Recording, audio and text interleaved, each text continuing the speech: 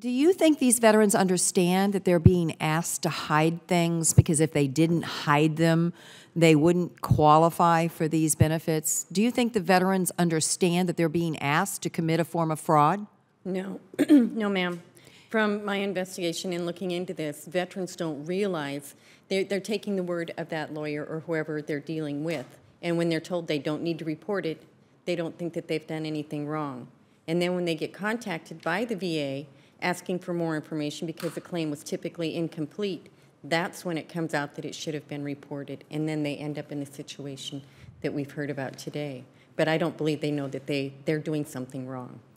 So the United States government and those of us who are privileged to serve it in whatever capacity that we serve it, and you certainly serve it, and the folks at GAO certainly serve it, and obviously no one serves it better than our veterans.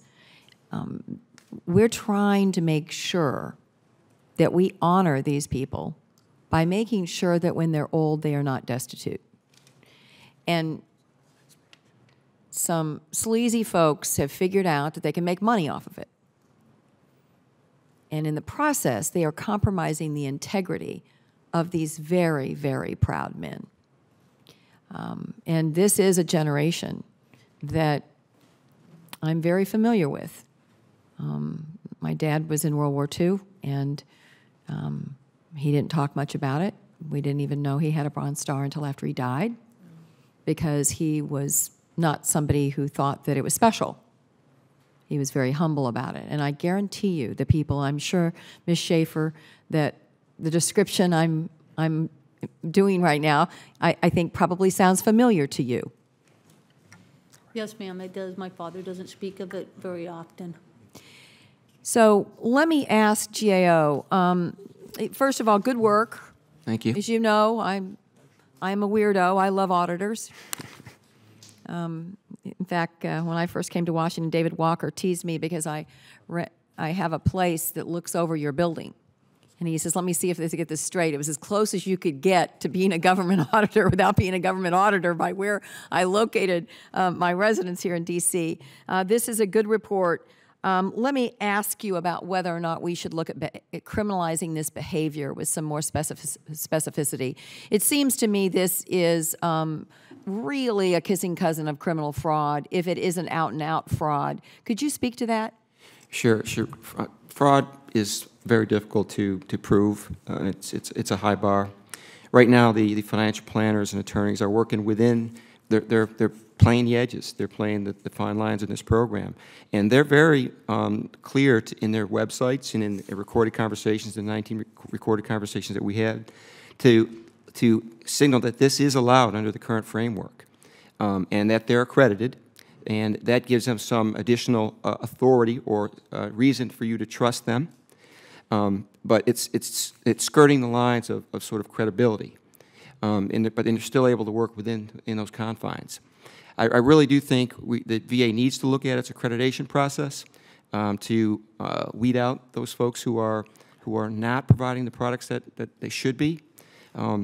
Criminality is being pursued at the state level. We know the state attorneys general are looking at this on an individual level, but it really is on an individual basis. Right now it is legal. I think statutorily, if you put a look-back period and made this written this in the law, you could prevent a lot of the money-driven transactions and sometimes scams that are happening now.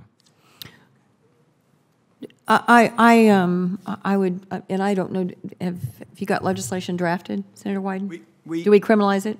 What we're going to propose, and we would very much like to work with the senator from Missouri because you've spent so much time on these issues. Senator Burr and I have been working on trying to put forward a look-back approach to make sure that people are trying to game these assets. And, you know, the pension poachers who try to take people who are overqualified and dupe them into signing up for these investments, that we'd have a chance to look back and unravel some of these ripoffs. That, of course, is what's done in Medicaid. Right.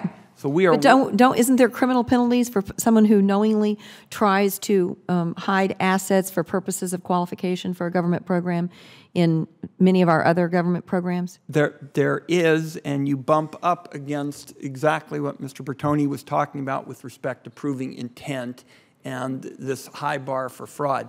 But if anybody can figure out how to make sure that we take the toughest, most aggressive approach to these pension poachers, it'll be the senator from Missouri. And if you would like to pursue this, we'll talk to Senator Burr, and we're getting ready to put that in. Well, and also I think if we draft this appropriately, so that we would have to have a knowing standard.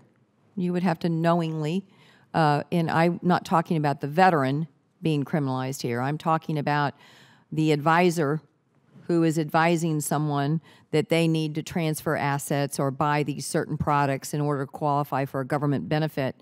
If we can draft that carefully enough, I think typically the bar is fairly high in these cases. It might not be quite as high in these cases, because at the end of the day, the people who decide if the evidence is there beyond a reasonable doubt are 7 or 10 or 12, depending on the state, how many jurors there are in a criminal case or in a federal case.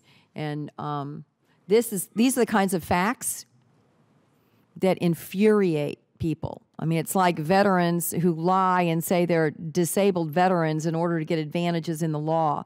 People do that also. The fact that the class of people that's being taken advantage of here as it relates to accessing these benefits are these veterans, I think these make these very powerful cases. And I think the deterrent effect would be enormous if we could criminalize some of this behavior. If I could add just one thing. Right now, because it is such a high bar, I think that's going to be a difficult thing to do. I really do think that if you keep this in the arena of the look-back period, you can allow folks financial planning for estate planning, for retirement purposes, to have an income stream going forward. We all should be doing that. It's when you are doing it for the sole purpose of qualifying for a benefit where it becomes very abusive. And we have cases where individuals are going into trusts, converting into annuities, weeks in just a month before applying for benefits. Those are the cases where I think you can make the case for fraud. Well, I think that you could. And by the way, we went through a lot of these same issues in the same hearing room on reverse mortgages. When you had people out hawking reverse mortgages, and to the very same person they sold in a reverse mortgage to that was 80-some years old, they sold him a lifetime annuity at the age of 82 or 83. Obviously an inappropriate financial product for that person, but it was done in connection with marketing the reverse mortgage because it doubled up the commission for the people that were selling the reverse mortgages. So I thank all of you for being here. I thank the Senator and Senator Burr both for doing this, and I congratulate GAO on a strong audit. And you give me 2 or 3 good undercovers, and you give me some of these people that are selling this stuff, and I know what GAO got on tape. I think some undercovers could do a really good job of exposing even more of this if we looked at whether or not, in the most egregious circumstances, we could put some criminal behavior in association with this to protect these veterans. Look, pension poachers better look out, because Senator McCaskill is going to be coming after them. And well, I think the United States Senate should be coming after him. It's not me. This is really about, I hurt for the men and women who might be taken advantage of here, because the last thing in the world they want to end their life with is being accused of taking something they don't deserve. And that's what this is really about. I mean, this program is supposed to be for poor people, not for people who transfer assets. And I just hate it for the integrity of these men and women who have served our country, that they would have at the end of their life the notion that somehow they cheated. It's just not fair to them, because most of them, I don't think, would even be interested in doing it for the extra money if they hadn't been told that it was appropriate. So, and thank you for sharing the story of your family. Sometimes it's embarrassing to say when your family in many ways has been taken advantage of, but I thank you, Ms. Schaefer, for doing it. And I thank you all for being here.